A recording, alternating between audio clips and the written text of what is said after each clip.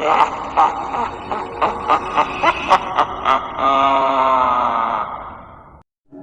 मेरे साथ तब हुआ जब मेरे जीवन में संघर्ष के दिन चल रहे थे।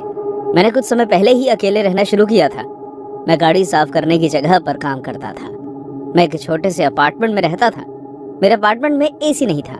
गर्मियों में कमरा काफी तपने लगता था। ऊपर से मेरी नई जिंदगी कैसे लाइन पर आएगी, इस बात की चिंता मुझे देर रात तक जगाए रखती थी। एक रात इसी बात की वजह से मुझे नींद नहीं आ रही थी, इसलिए मैं रात को ताज़ी हवा लेने बाहर निकल गया। मेरी बिल्डिंग के सभी किराएदारों के पास मेन दरवाजे की चाबी थी। अब ये बात बताने की ज़रूरत तो नहीं है कि आस पड़ोस का माहौल कुछ खास ठीक नहीं था। आए दिन चोरियां होती रहती थी, इसलिए हमें आते जाते बिल्डिंग के दरवाजे पर ताला मारना पड़ता था। रात के 2 बज चुके थे और काफ़ी रात हो गई थी, लेकिन मैं जवान था और मुझे मन शांत करने की ज़रूरत थी। मैं बिल्डिंग से बाहर आया और साइड में बनी पट्टी पर चलने लगा। सड़क बिल्कुल खाली थी, बस कुछ पियक्कड़ और बेघर लोग आसपास से गुजर रहे थे। एक औरत कोने में बने कूड़ेदान से कुछ खाना ढूंढ कर खा रही थी। जब उसने मुझे आते हुए देखा तो वो रुक गई। उसके हाथ में आधा खाया हुआ सैंडविच था और उस पर कीड़े चल रहे थे। मैंने पहली बार किसी को कूड़े से खाना निकालकर खाते हुए नहीं देखा था। मैंने उसे नज़रअंदाज कर दिया और वो फिर से अपनी पार्टी का मजा लेने लगी। बीच बीच में कभी कभी कोई गाड़ी निकल रही थी, लेकिन ज़्यादातर उस समय शांति ही थी। 10 मिनट तक लगातार चलने के बाद मैं सेंट्रल पार्क के बाहर पहुंच गया। मुझे लगा कि इस तरह सड़कों पर खाली घूमने से अच्छा है कि मैं पार्क में घूम लूं, इसलिए मैं अंदर घुस गया। पूर्णिमा के चांद की रोशनी की वजह से पार्क भी दिख रहा था।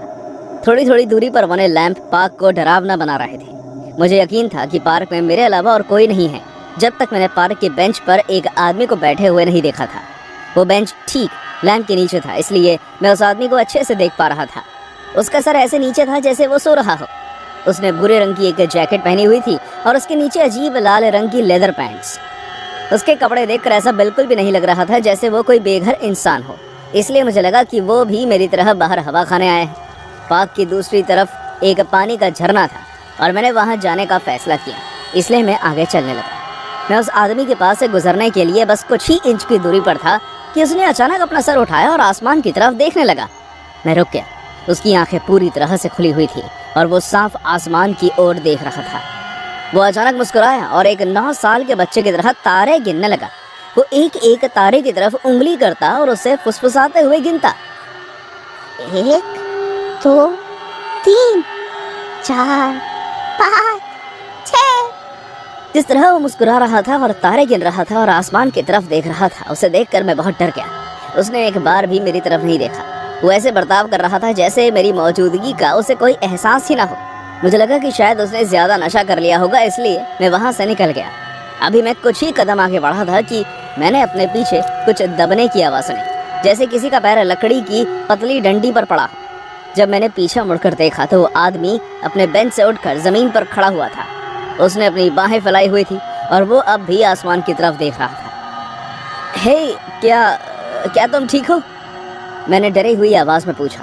मेरी हिचकिचाहट इस बात का सबूत थी कि मैं बहुत घबराया हुआ था। आखिर इस आदमी को हुआ क्या था? वो आदमी हंसने लगा।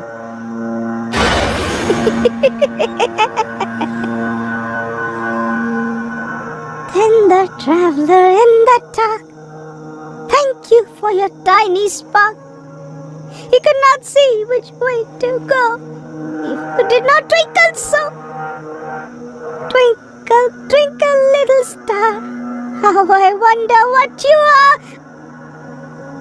Up above the world so high, like a diamond in the sky.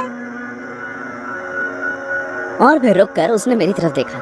हमारी आंखें मिली और तब जाकर मैंने उसका चेहरा आमने सामने ठीक से देखा। मैंने अपनी जिंदगी में इतना शांत फिर भी इतना खौफनाक चेहरा पहले कभी नहीं देखा था। उसने जिस तरह मुझे घूरा वो ऐसा था जैसे उसने सीधे मेरी आत्मा को छेद कर दिया। अब मैं उसे एक पल भी और बर्दाश्त नहीं कर पा रहा था। अब घर लौटने का वक्त आ गया था। एक खाली पार्क में अनजान आदमी के साथ रात के इस वक्त खड़े होने पर मुझे अपनी जान पर खतरा लग रहा था। मैंने अपनी गति बढ़ाई और बार बार पीछे मुड़कर ये देखने लगा कि कहीं वो आदमी मेरा पीछा तो नहीं कर रहा, लेकिन वो तो अभी भी लैंप के नीचे खड़े होकर मुझे जाते हुए देख रहा था। जब मैं पार्क से बाहर निकल ही रहा था तो पीछे से आते हुई पैरों की आवाज ने मेरे रोंगटे खड़े कर दिए। जैसे ही मैंने पीछे मुड़कर देखा तो वो आदमी मेरे पीछे भागते हुए आ रहा था। जिस तरह से वो मुस्कुरा रहा था उसने एक शांत चेहरे को शैतान में बदल दिया था। मैं भी भागने लगा।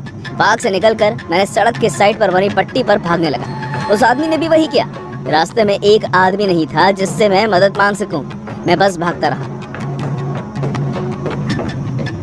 मैंने पहले ही चाबी अपने हाथ में रख ली, क्योंकि मैं जानता था कि अगर इसने मुझे पकड़ लिया तो वो मेरी जिंदगी की आखिरी रात हो सकती है। जिस चीज को देखकर मुझे और भी डर लग रहा था वो ये था कि वो आदमी बस एक डरावनी मुस्कान लिए मेरी तरफ भाग रहा था। ना तो वो चिल्ला रहा था, ना हंस रहा था, और ना ही एक भी शब्द कह रहा था। बस मेरे पीछे भाग रहा था, जैसे उसे ये चूहे बिल्ली का खेल अच्छा लग रहा। मैं बिल्डिंग के एंट्रेंस पर आकर रुक गया। चाबी मेरे हाथ में ही। वो आदमी मेरे पीछे था और मेरे हाथ कांप रहे थे। मैंने दरवाजा खोलने के लिए चाबी अंदर लगाई, लेकिन वो मेरे हाथ से गिर गई। मैं घबराया, लेकिन मैंने जल्दी से उसे उठा लिया। वो आदमी मुझे बस कुछ ही मिनट की दूरी पर था जब मैं दरवाजा खोलने में सफल हुआ, और मैंने उसे जोर से बंद कर दिया। जैसे ही मैं अंदर घुसा, मैं हाँफ रहा था और पसीने पसीने हो चुका था। वो आदमी ठीक मेरी बिल्डिंग के दरवाजे पर आकर रुक गया। सिर्फ वो दरवाजा ही था जो उस समय हमारे बीच की दूरी का कारण था। वो अब भी बाज की तरह मुझे देख रहा था। मैं डर और खौफ से इतना घिरा हुआ था कि मेरी टांगें कांपने लगी। मैं भी वहां खड़े होकर उसे घूरने लगा। वो अपना चेहरा दरवाजे के कांच के इतने करीब ले आया और अपनी अजीब आवाज में कहने लगा, तुम बहुत खूबसूरत। मुझे यकीन है कि तुम्हारी चीख भी उतनी ही खूबसूरत होगी। और फिर वो वहां से चला गया। पीछे से मुझे उसके गाने की आवाज आने लगी। Twinkle twinkle little star, how I wonder what you are, up above the world so high like a diamond in the sky। वो आखिरी बार था जब मैं रात को अकेले घर से बाहर निकला था। मुझे वो आदमी दोबारा कभी नहीं दिखा। मैं अभी भी उसी पड़ोस में रहता हूँ, हालांकि अब मैंने अपना घर बदल लिया है। जब भी मुझे रात में नींद नहीं आती तो मेरी जिंदगी का ये खौफनाक मंजर मेरे सामने आ जाता है। गाता हुआ डरावना आदमी। उम्मीद करता हूँ हम कभी ना मिले।